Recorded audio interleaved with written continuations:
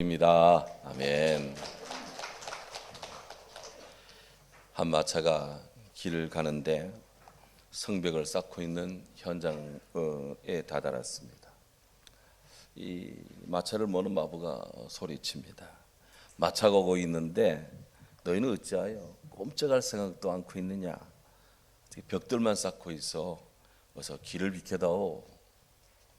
그러자 벽돌을 쌓고 있던 청년이 어깨를 으쓱하며 저는 마차가 성벽을 돌아갔다는 얘기는 들었어도 이 마차를 지나가기 위해서 쌓고 있는 성벽을 부수었다는 얘기는 들어본 적이 없습니다. 그렇게 말을 했대요. 무엇이 본질인지를 생각하게 하는 그런 우화입니다.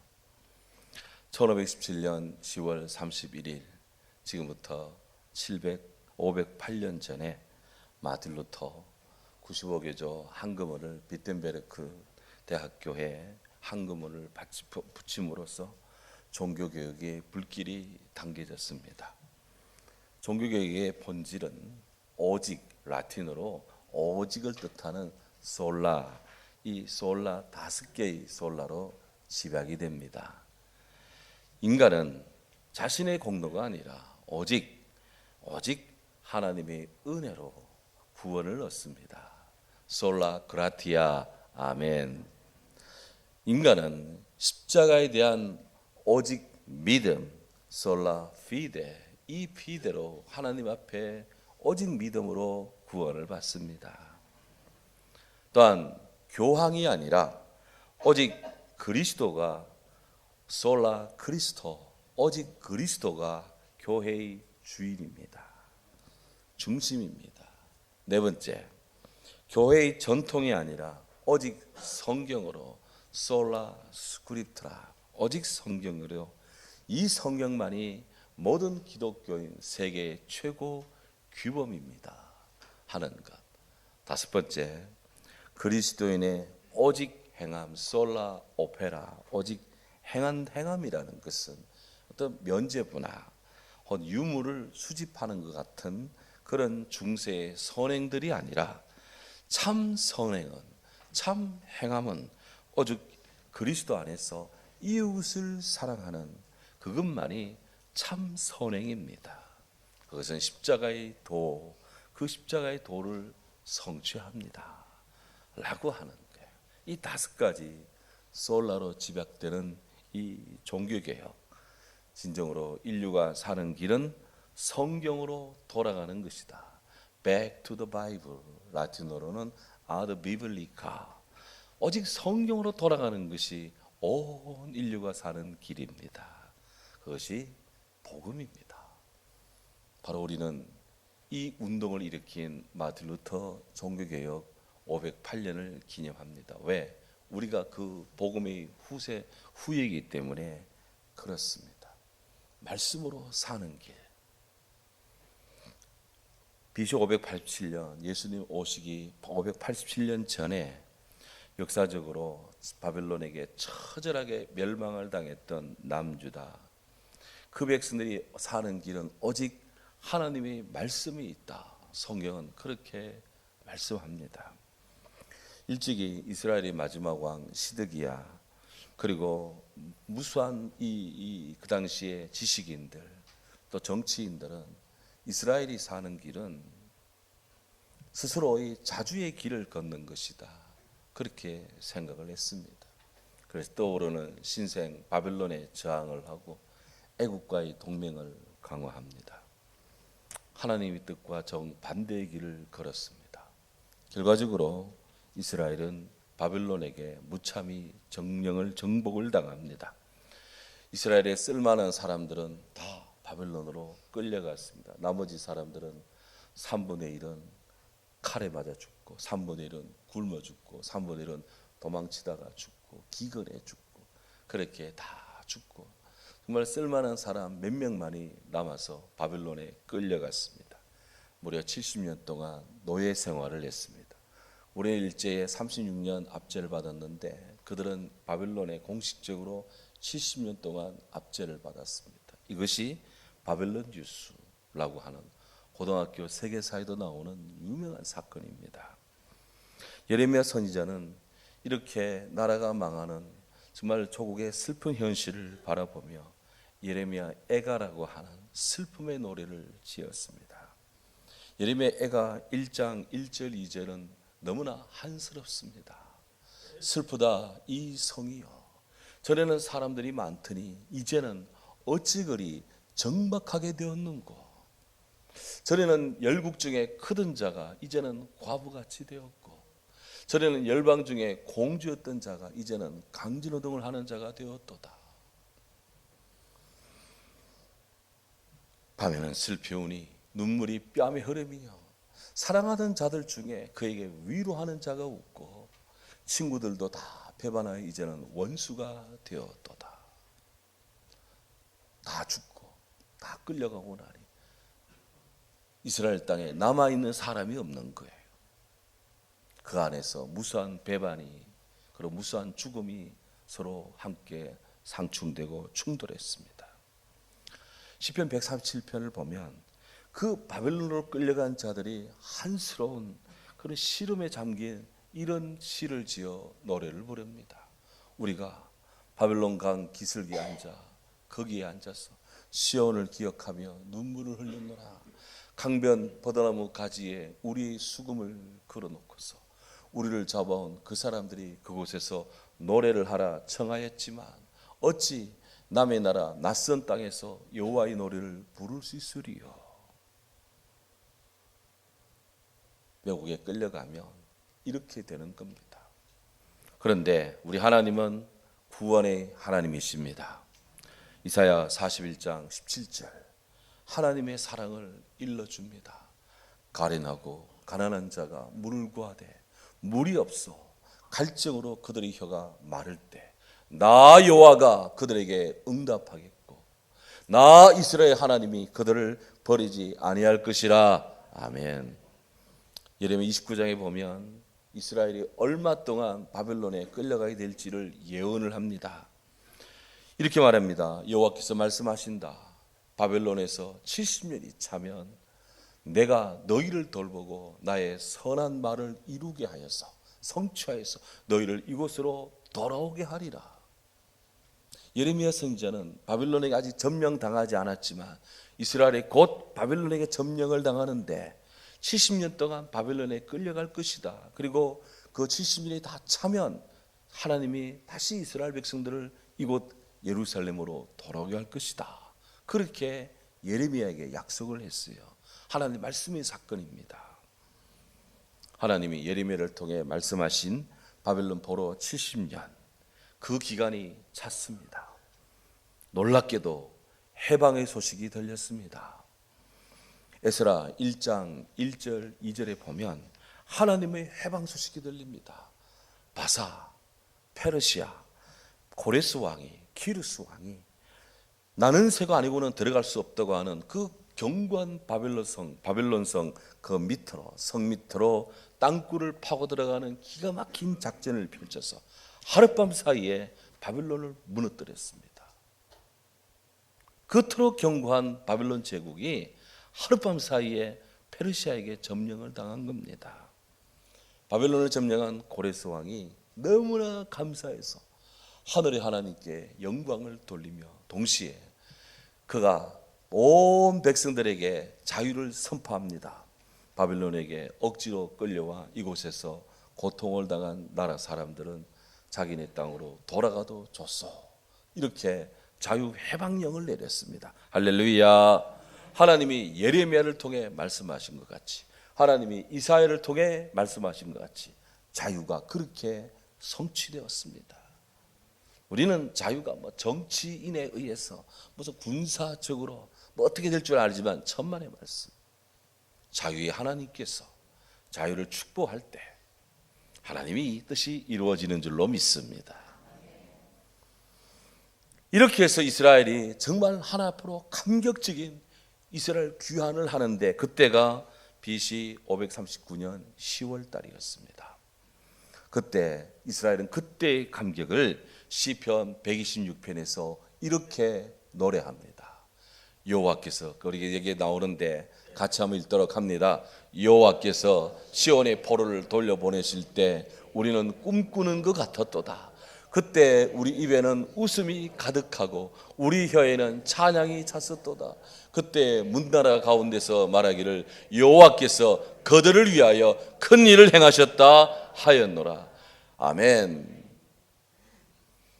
계속 읽습니다. 여호와께서 우리를 위하여 큰 일을 행하셨으니 우리는 기쁘도다. 여호와여, 우리의 포를 남방 시내들 같이 돌려보내소서. 눈물 흘리며 씨를 뿌린 자는 기쁨으로 거두리로다. 울며 씨를 뿌리러 나가는 자는 반드시 기쁨으로 그 단을 가지고 돌아오리로다. 아멘. 그렇습니다. 여호와께서 우리를 위하여 큰 일을 행하셨도다. 하나님이 큰 일을 행하십니다. 이것이 구원입니다. 이처럼 이루 말할 수 없는 그런 환희에 넘쳐 찬양을 부르며 이스라엘 백성들이 고국으로 돌아옵니다. 그때 하나님께서는 고레스 왕을 통해서 에스라와 느헤미야를 특별히 지목해서 이스라엘 부흥의 중책을 맡겼습니다. 느헤미야는 총독으로서 예루살렘의 무너진 성벽 그리고 성전을 수축을 합니다. 에스라는 재상이요 동시에 서기관으로서 하나님 말씀을 붙잡습니다. 그는 하나님 말씀에 입각해서 황폐한 나라를 새롭게 할 그런 재건하는 데 총력을 기울입니다. 이게 오늘 본문입니다. 오늘 보면 에스라 7장 10절에 에스라가 여호와 율법을 연구하여 준행하며 율례와 규례를 이스라엘에게 가르치기로 결심하였더라. 나라가 다 망했습니다. 돌무더기뿐입니다. 죽은 시체 해골들만이 있습니다. 그럴 때 느헤미야는 성벽을 재건합니다. 총독으로서. 에스라는 재상으로서 동시에 서기관으로서 하나님 말씀을 붙잡습니다. 모두가 다 밖에 나가서 일한 게 아니에요. 에스라는 그 황폐한 땅에서 말씀을 붙잡았습니다. 그도 바벨론 70년 동안 공고함 속에 있었기에 말씀이 부족했어요. 오늘 성경에 보면 에스라가 여호와 율법을 연구하여 에스라가 먼저 하나님 말씀을 공부했습니다. 그런 다음 그 자신이 실행을 합니다. 그런 다음 율례와 규례를 이스라엘에게 가르쳐 선포하며 이스라엘의 정신을, 영혼을, 삶을 새롭게 하는 것입니다. 에스라로부터 시작된 말씀의 운동이 느헤미야와 함께 이스라엘 온 땅에 충만해지는 거예요. 우리가 하나님의 말씀이 이렇게 소중함을 알아야 됩니다. 지난 시간 교회 일주일 동안 은혜의 시간이었습니다. 부흥의 시간이었습니다. 기도의 시간이었습니다. 지난 주일 이후 오늘까지 그 기간에 한 번도 교회 안 나오신 분들 영혼의 반성을 해야 됩니다. 솔직하게. 제가 이런 얘기 처음 합니다.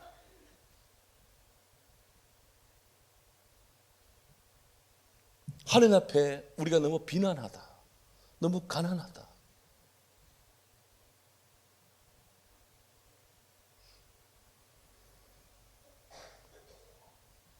에스라는 하나님 말씀에 기초해서 전 이스라엘로 하여금 지난날의 죄와 허물을 철저히 회개하고 다시 하나님께로, 다시 주께로 돌아서는 영혼의 회복 운동을 펼쳤습니다. 예나 지금이나 개혁이라는 것이 성취가 되려면 개혁 운동의 기준이 되는 원칙과 목표가 분명해야 됩니다. 그런 원칙과 목표가 분명하지 않은 상태에서의 개혁 운동은 용두사미로 거치는 것이 다반사입니다. 에스라는 이스라엘의 신앙 개혁의 원칙을 하나님 말씀에서 찾았습니다.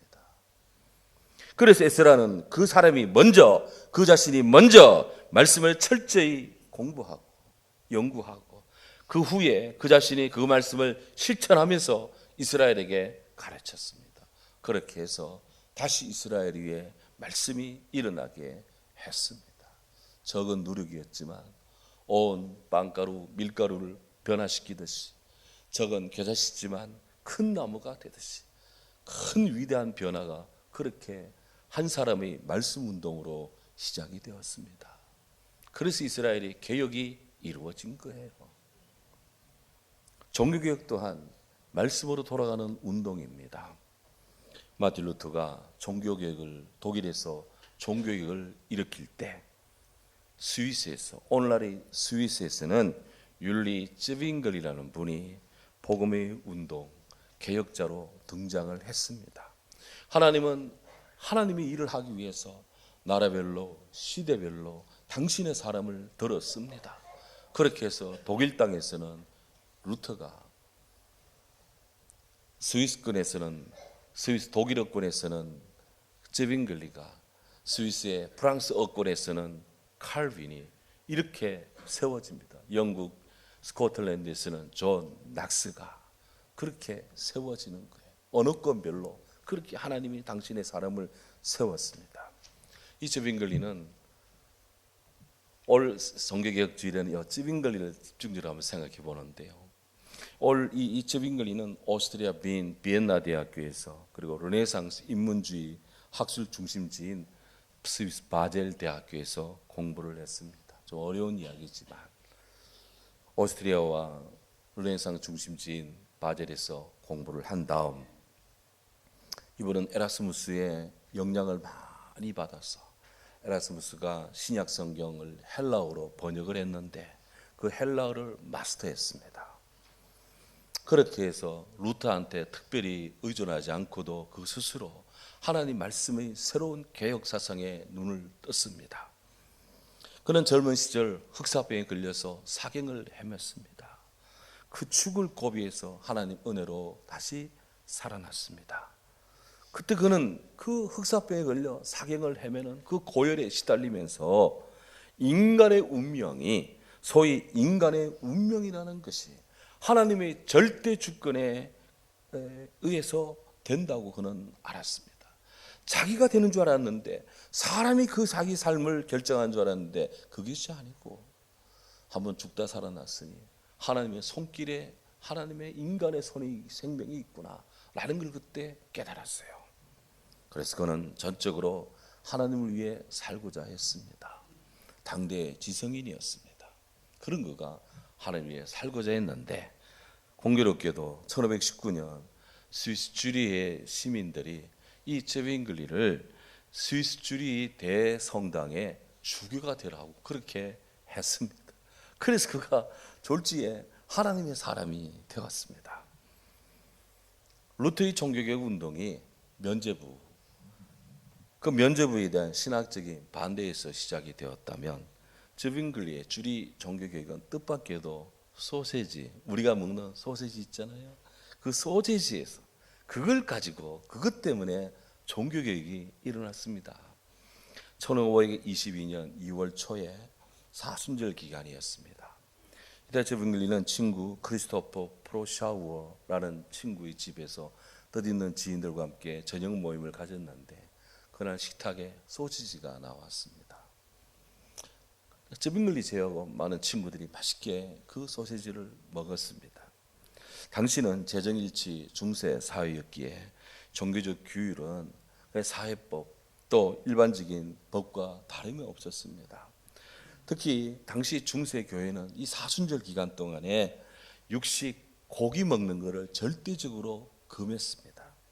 그런데 쯔윙글리와 함께한 지인들이 사순절 기간에 소세지 파티를 하고 앉았으니 이를 알아채니 로마 가톨릭 사람들이 무슨 일이냐 하면서 쯔윙글리 탄핵해야 된다, 쯔윙글리와 그 친구들을 종교법으로 처형해야 된다, 이런 주장들을 했습니다.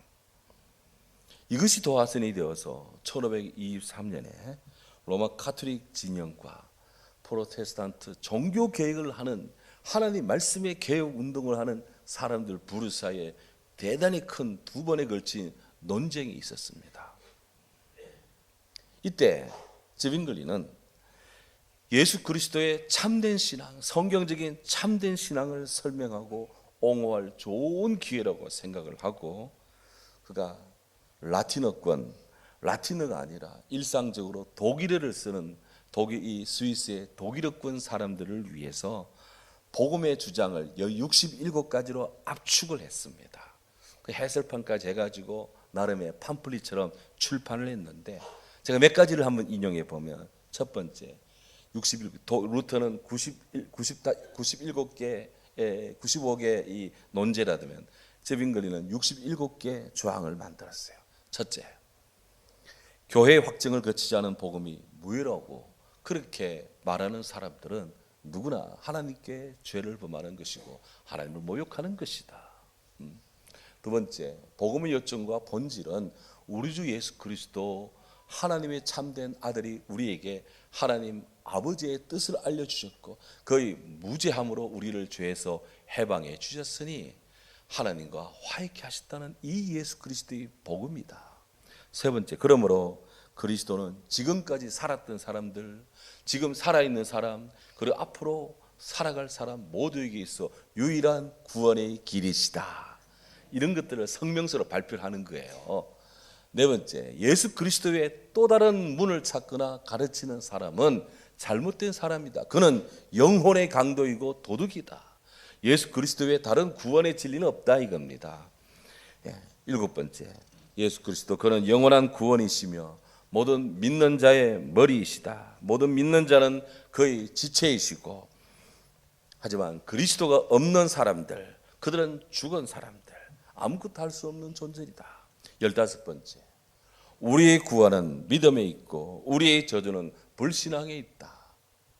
모든 진리는 그리스도 안에서 분명히 드러난다.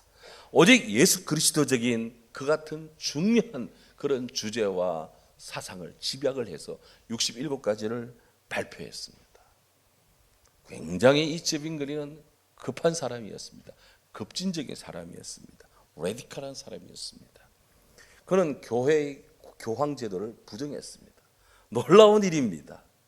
놀라운 일이에요. 이 시대에 교황을 공개적으로 거부했습니다. 더불어서 사순절 기간에 금식하는 관습을 비판했습니다. 의식에 젖어 있고 본질은 놓쳐버린 사람들 이라면서 그렇게 외식주의에 빠진 것을 비판했습니다. 더불어서 교회 안에 마리아 숭배, 성화 숭배, 성물 수집, 연옥 존재, 공로 구원, 행위로 구원받는다는 이 같은 사상 등을 부정했습니다. 제빙글리는 믿음이 부재한 성찬은 믿음이 없는 성찬은 공허한 것이다. 매주일 성찬을 드는데 성찬의 정신은 없고 오직 그냥 성찬의 의식만 있다. 너무나 예식이 너무나 많다. 그래서 이 성찬을 4번으로 확 줄여버렸습니다. 칼빈도 그의 기독교 강요에서 성찬은 1년에 4번 정도가 좋겠다라고 했는데 우리 교회도 가만히 보시면 1년에 4번 정도 성찬식을 할 겁니다. 중세 때는 너무나 미사 때마다 매 예배 때마다 성찬을 했기 때문에 이게 폐해가 되었어요. 특히 제빙글리는 예수님의 성찬을 들 때 예수님의 진정한 그 떡과 피가 진정한 피와 살로 바뀐다라고 하는 로마 가톨릭의 화채설에 대해서 부정을 했습니다. 대신 상징설을 이야기했습니다. 논리는 이렇습니다. 예수님께서 나는 포도나무다 라고 말씀하셨을 때 진짜 포도나무는 아니지 않느냐. 이 빵을 보고 이것은 내 몸이다 라고 했을 때 예수님의 리얼 바디 진정한 몸은 아니지 않느냐. 주님의 몸을 상징하고 주님의 하나 되신 포도나무 되시는 구원의 이 은혜이심을 나타내는 것이 아니냐. 그래서 소위 성찬의 상징설을 이야기를 했습니다. 그래서 그는 성찬을 이렇게 해석을 했습니다. 예수 그리스도의 고난을 기억하는 remembrance, 기억하는 의식이고 그리스도와 함께 연합하는 reunion, 연합하는 경험이고 예수님의 성찬을 들면서 사회적인 장벽을 넘어 서로 화해하는 리클레이션 발음이 잘 안 되네. 화해하는 그런 이 만찬이며 고난의 십자가를 지겠다는 레졸루션 결단이고 그렇게 해서 우리 주님 하나님 나라 잔치를 예행하는 예행연설, 리허설하는 것이다. 그렇게 성찬의 상징설을 이야기했어요. 그래서 완전히 로마 카톨릭과는 제빙글리가 완전히 그냥 이렇게 대척점에 서게 되었습니다. 스위스의 쯔빙글리가 이 같은 종교개혁 운동을 펼침으로 어떤 결과가 왔을까요? 스위스 땅에 세 가지 결과가 나타났습니다. 하나는 스위스의 13개 주들, 이 13개 주들을 자극해서 소위 스위스 민족주의를 고양했습니다. 그렇게 해서 로마 가톨릭의 간섭을 막으면서 스위스 독립의 중심지가 되었어요. 합스부르크 왕조로부터 스위스가 독립을 해 나옵니다. 두 번째로 종교개혁으로 인해서 스위스의 중요한 도시들이 유럽 문화의 중심지가 되었습니다. 지난번 제2차 우리 교회 성지순례 때 스위스의 제네바와 주리 두 군데를 방문을 했는데 바로 그곳입니다. 제네바에서는 존 칼빈이, 주리에서는 쯔빙글리가 종교개혁을 일으켰는데 이 종교개혁의 두 본산 도시가 스위스의 대표 도시가 되고 유럽의 대표 도시가 되었습니다. 그만큼 종교의 신앙의 부흥은 나라를 새롭게 하고 시대를 새롭게 하는 중요한 거점이 된다 하는 거예요. 세 번째, 종교개혁은 스위스의 젊은이들의 목숨을 구하는 데 기여했습니다. 당시 스위스 젊은이들이 일자리가 없으니까 많이 하는 직업이 용병에 가담하는 거였습니다. 이태리에서 프랑스에서 독일에서 용병으로 많이 갔습니다. 근데 용병으로 갔는데 전쟁이 벌어집니다. 전투가 벌어지면 그 용병들이 참여합니다. 한 친구는 프랑스 용병이고 또 한 친구는 독일 용병이고 같은 마을 친구들인데 용병으로서 프랑스 군인으로 독일 군인으로 서로 전투에서 서로 싸우고 죽이고 죽습니다. 너무나 가슴 아픈 일이었습니다. 쯔빙글리는 군목으로 일을 했어요. 그러다 보니 누구보다도 용병의 폐해를 잘 알았습니다. 그래서 그는 스위스 젊은이들에게 용병으로 나가서 목숨을 팔아 생계를 유지하기보다는 차라리 그들 동네에 많이 있는 양들, 소들을 키우면서 이들을 특산품화하고 그 좋은 솜씨를 그렇게 좋은 솜씨를 특화해서 수공업을 발전시켜서 스위스의 경제를 이끌면 어떠냐 이런 제도를 폈습니다. 놀랍게도 오늘날 세계 최고의 치즈가 그리고 세계 최고의 시계가 그런 것들이 어디서 나옵니까? 스위스에서 나옵니다. 다 이게 쯔빙글리의 이런 종교개혁의 역할이고 열매이기도 하다 하는 거예요. 놀랍습니다. 그런데 루터도 그랬지만 로마 가톨릭으로부터 집요한 반대와 공격을 받았습니다. 나중에는요 양 진영이 전투까지 치루었습니다.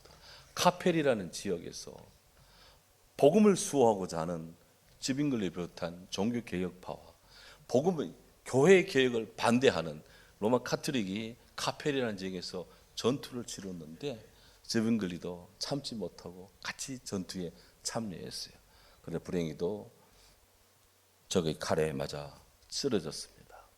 급격하게 후퇴하는 사람들이 쯔빙글리를 수습을 못합니다. 쯔빙글리를 발견한 로마 가톨릭 진영에서 쯔빙글리를 즉결 처형을 하고 그 시체를 가져가지 못하도록 4등분한 다음 불로 태워 죄로 만들어 버렸습니다. 슬픈 일입니다. 하지만 이 같은 이 충돌은 결국 카펠 조약을 통해 다시 협상으로 종결이 되고 1638년 독일 스위스가 종교 개혁으로 성공을 하고요 독립을 함으로써 그들의 사회에 분열이 멈추고 평화가 오게 되었다 하는 겁니다. 그가 돌아가실 때 마지막 말이 이거였습니다. 내 육체는 죽일 수 있지만 내 영혼은 죽일 수 없습니다. You may kill my body, not my soul. 이것이었습니다. 종교개혁사에는 정말 뜻밖의 이런 분이 있었습니다. 복음으로 돌아가자, 말씀으로 돌아가자라고 하는 이 종교개혁은 하나님을 하나님 되게, 교회를 교회 되게 하는 신앙적, 영적, 사회적인, 문화적인 개혁입니다. 그렇게 해서 인류 역사에 어마어마한 변화를 가져왔습니다. 오늘날 유럽을 여행하고자 할 때, 유럽을 처음 가시는 분들, 유럽을 여행하고자 할 때 어느 나라에 가면 좋을까? 그때는 유럽의 지도를 펴놓고 보시면 유럽의 나라가 정말 많다는 것을 알 겁니다. 그 많은 나라 중에 어디를 가지? 라고 그렇게 생각될 때 그 나라의 국기들을 한번 살펴보십시오. 유럽의 나라의 국기에 십자가가 들어간 나라, 그 나라에 가면 가성비로 여러 가지 면에서 후회하지 않는다. 스위스에 십자가가 들어가 있고, 덴마크에, 노르웨이에, 그리고 스웨덴에 이렇게 십자가가 들어가 있습니다. 이런 나라 가면 1등국입니다. 돈이 아깝지 않은 나라입니다. 그래 비싸지도 않아요. 이런 나라는. 다 이것이 종교개혁의 산물들입니다. 놀라운 일입니다. 사랑하는 여러분, 모든 복음의 개혁은 가난한 심령에 인내심이 많고 헌신적인 그런 사람들이 힘겨운 등에 업혀서 오늘 우리에게까지 이르렀습니다. 진실한 사회 개혁가는 복음의 충실한 전도자이고 사회 완성에 힘이 되는 유일한 단체는 교회이다 하는 거예요. 그래서 우리는 크리스찬으로서 정말 시대에 자부심을 가지고 섭니다. 1년에 한 번은 매번 10월 31일이 앞두고 이 주간은 늘 종교개혁 기념주일로 늘 한국교회가 지킵니다. 그렇게 해서 우리는 오늘의 크리스찬들로서 믿음으로 살았던 복음의 선진들에게 감사를 드려야 됩니다. 바울은 말합니다. 복음에는 하나님의 의가 나타나서 믿음으로 믿음에 이르게 하나니 오직 기록된 바 오직 의인은 따라합시다. 오직 의인은 믿음으로 말미암아 살리라. 아멘. 여전히 오늘 우리 모든 그리스도인들 또한 하나님 말씀으로 돌아가는 종교개혁 운동 이것을 오늘의 현재적 사명으로 여겨서 교회를 교회답게 성도를 성도답게 하나님 앞에 온전한 모습으로 설 수 있기를 주의 이름으로 축원합니다. 아멘. 사랑하는 주님 감사합니다.